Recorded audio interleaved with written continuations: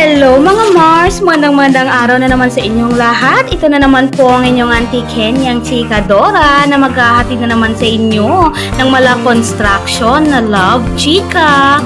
Mga mare, ang kwento ko ngayon ay tungkol kay John at kay Ana. Ang lalaking sobrang tanga na di man lang kayang i-renovate ang buhay pag-ibig niya. At ito namang si Ana, aba naman mga Mars, feeling prinsesa.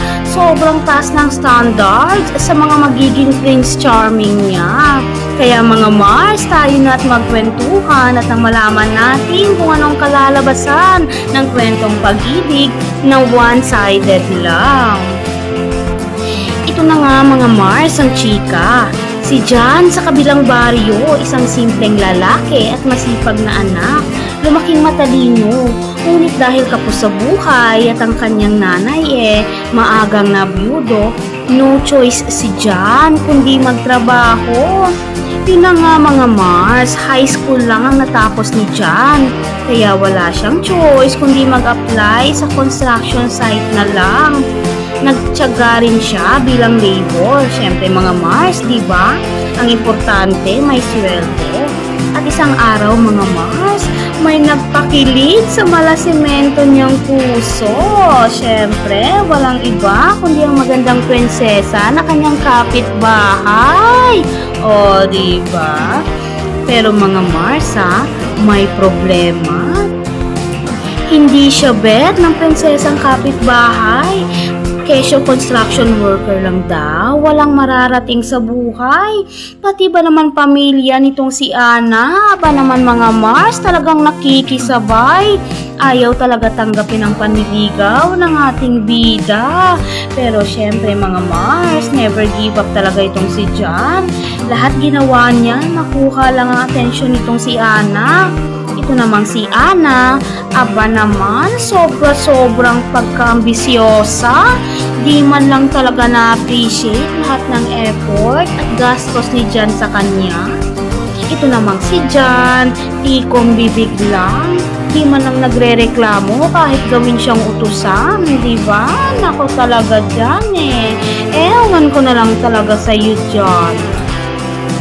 Alam kasi ni Ana mga Mars na patay na patay sa kanya si John, kaya halos gawin na niya itong katulong John, bilhin mo ako nito John, bayaran mo muna kuryente namin John, sunduin mo muna si Mama John, pahiram muna pera.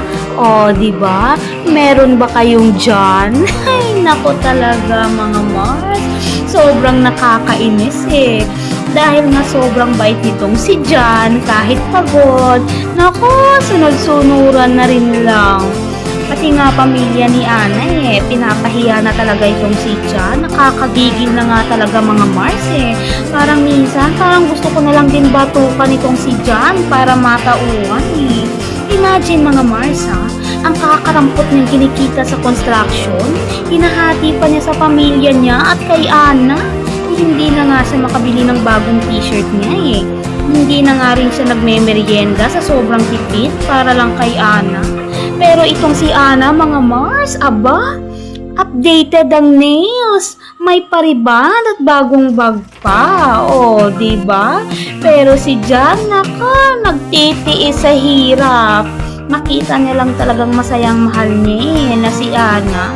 Siyempre, kalakip na din doon ng konting pag-asa na baka isang araw, mahalin din siya nitong si Ana. Nako mga Mars, nakakailang palit na ng kalendaryo itong ating bida. Wala man lang dumaan na pag-asa galing kay Ana. O, diba? Bakit ba naman kasi sobra kang umaasa dyan? Alam mo din naman na ikaw lang ay binubola nitong si Ana. Naku talaga dyan. Pero mga Mars isang araw, di ko nga rin alam kung anong dilubyo ang dumaan sa ulo ni John. Aba naman mga Mars, nagising na lang siya na biglang natauhan. O di ba mga Mars? Very good din naman pala ang bida nating si John Napagod na siya. Napagod na siya maging tanga. Napagod na siyang magmahal sa taong walang respeto sa kanya. O, diba? At doon na nga mga Mars, nagsimula ang pinakamalaking plot twist. Habang nagtatrabaho itong si John bilang construction worker, aba, palihim pala siyang nag-aaral gabi-gabi. Habang tulog na ang lahat, siya ay nagre-review. Habang nagbubuhat ng semento sa umaga, nag-aaral pala siya ng engineering formulas gabi-gabi. Ilang taon din siyang naghirap mga Mars. Ilang beses siyang muntik na sumuko, pero minsan hindi talaga siya tumigil mga Mars hanggang sa isang araw naging ganap na siyang engineer. O, diba? Bongga ka dyan! At walang may alam sa buong barangay. Ang akala nila, ordinaryong construction worker pa rin itong si John sa Maynila. Kaya nung umuwi na si John sa probinsya, syempre, pinagtawanan na naman ng mga itsoserang kapitbahay. At maging si Ana, sinama nila sa usapan. Dadating na daw ang manliligaw niyang construction worker lang sa Maynila. Sabay tawa. O, diba mga Mars? At syempre, itong mga chismosa at mapanglait na kapitbahay, nako, nag-aabang din eh.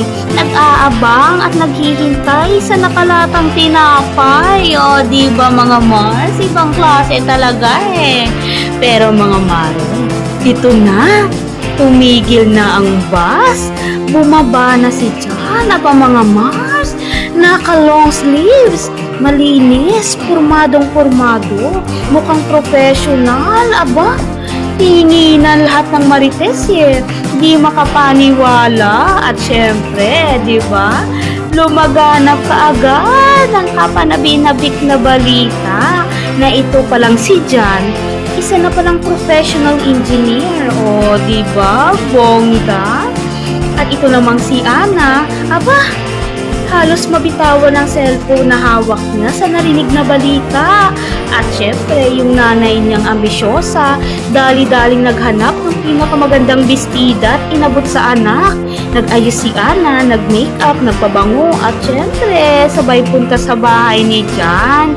Kasi kampante siya na mahal pa rin siya ni John. Kampante siya na mapapaikot na niya naman si John. O, diba? Bahala sa John. At pagdating niya mga Mars, aba, malayo pa lang, naglalambing na. Alam niyo yung boses na pa-cute na medyo may landi? Yun kasi yung style niya dati eh. Siyempre, si John ngumiti lang, nagkamustahan saglit, di ba? Pero itong si Ana, talagang halata eh. Kumekerengkeng kay John. Napansin niya kasi na ang gwapo pala ni John kapag nag-aayos. Tapos, engineer pa, o diba, san ka pa? Pero itong si Ana, walang kamalay-malay na may iba na palang babae sa loob ng bahay, o diba? At maya-maya, lumabas na ng kusina ang isang simpleng babae. Girlfriend daw ni John, si Bella. Oh my God, mga Mars! Napakaganda nitong si Bella. Mahaba ang buhok, maamo ang mukha, at halatang mabait. Naku, ito namang si Ana. Parang nabagsakan na isang truck ng hollow block sa sobrang pagsisisi. Di na niya talaga carry eh. Talagang kinumpronta niya itong si John. At syempre, nagpaliwanag naman itong si John. Si Bella pala mga Mars, isa pala siyang teacher sa elementary kung saan huling nag-construction si John. Hindi siya hinusgahan, hindi rin siya ginawang utusan, at lalong hindi siya pinahiya dahil mahirap lang siya noon. At doon na nga naramdaman ni John, mga Mars, kung ano talaga ang true love. Hindi yung puro hingi, hindi yung puro yabang, hindi yung puro ginagamit lang siya. Talagang napakabait nitong si Bella eh. Kaya itong si John talagang pinamukha niya kay Ana na si Bella talaga ang gusto niyang mapangasawa. Ouch naman talaga mga Mars. Natameme lang itong si Ana eh. Himas batok na lang. Naku, tapos na talaga ang fairy tale ng ilusyonada, diba?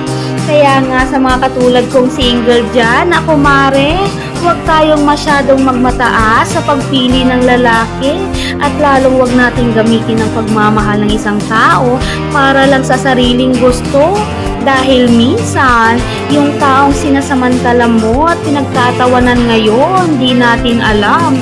Siya palang magiging totga mo balang araw. Kaya mga Mars, kung na-inspire ka at nainis dito sa aking chika, mag-share na din kayo ng alam yung latest chika.